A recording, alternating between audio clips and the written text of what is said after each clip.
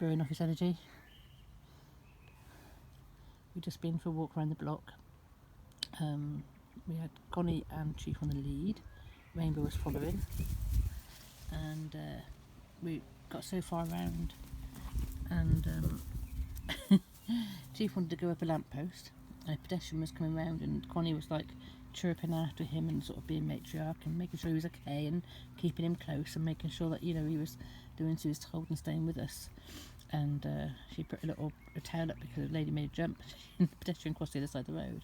Then we went further on down the road, and I didn't see them, but there was a huge dog just come up behind us. I'd seen one across the road, so I'd warned Connie. I'd said dog alert, dog alert. She had jumped up onto my shoulder. I was just trying to get focused on Chief to let him see the dog across the road so he could then be taught why he goes up on my shoulder. And I didn't realise it, but on the same side of my path was another huge dog. And Chief saw it, Connie saw it.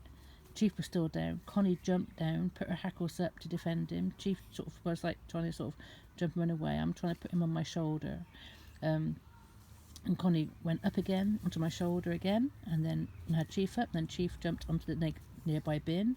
Connie then jumped onto the bin with him, and her hackles were up. And then it was just amazing how she was just like, they were both all fluffed up. I didn't get hurt at all. She was really, really protective, but not at all like grumbly with me at all. It was just really, really protective over a boy. And I was able to stroke her with all her spikes up and all his spikes up and everything. I managed to get him on my shoulder and told him it was dog alert while she sat in the bin.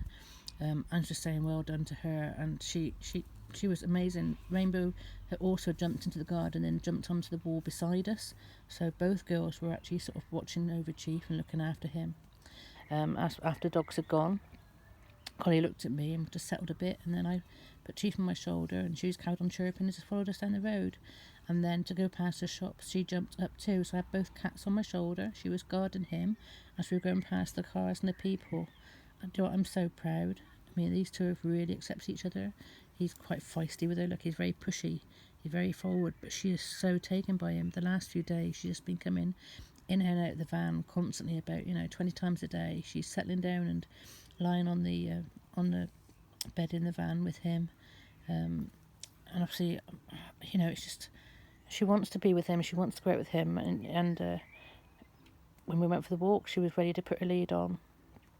They've had a sweetie when they come back. I'm gonna start doing that. Go for a walk and then give them some sort of treat when we come back, or feed them when we come back, because that was amazing. I feel so blessed to have her, but also, like I said, they are wildcats, they are going to defend themselves.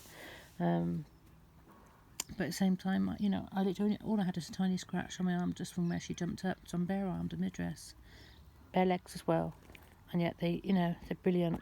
So Chief's got a lot of practicing to do, but the fact that I know Connie's there to protect him and safeguard him and teach him, it's just wonderful, absolutely wonderful. Anyway, it's been a fabulous little moment. She's going to make a wonderful mum. She really is. She's going to defend her kids like that, like the way she defends him. And you can see she's around here now, just watching out for him. I've got him just on a short lead. He will follow her, so I've got to be a bit careful that he doesn't go off after her.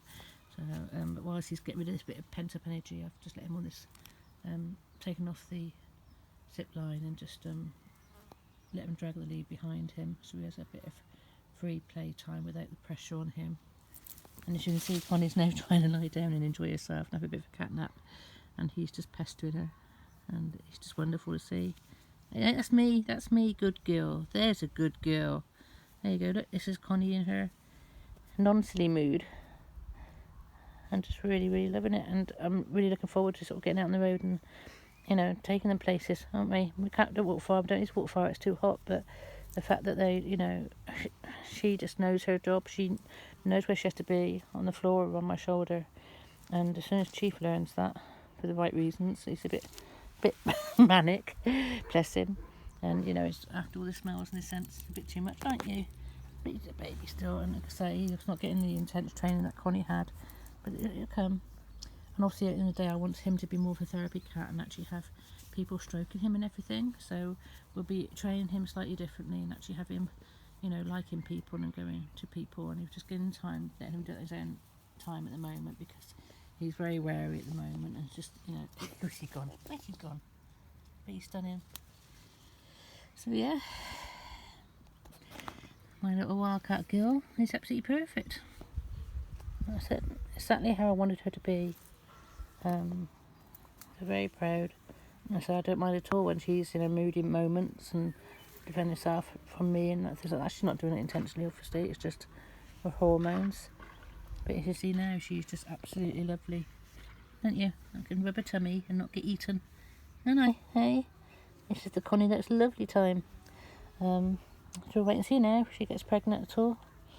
And then we'll be having a bit of fun with her defending all her charges. But I'm actually looking forward to that. As you can see, the temperament's lovely, but it is wildcat, and I wanted to have that in them. I wanted them to actually enjoy the wilderness, be able to defend themselves, be able to survive,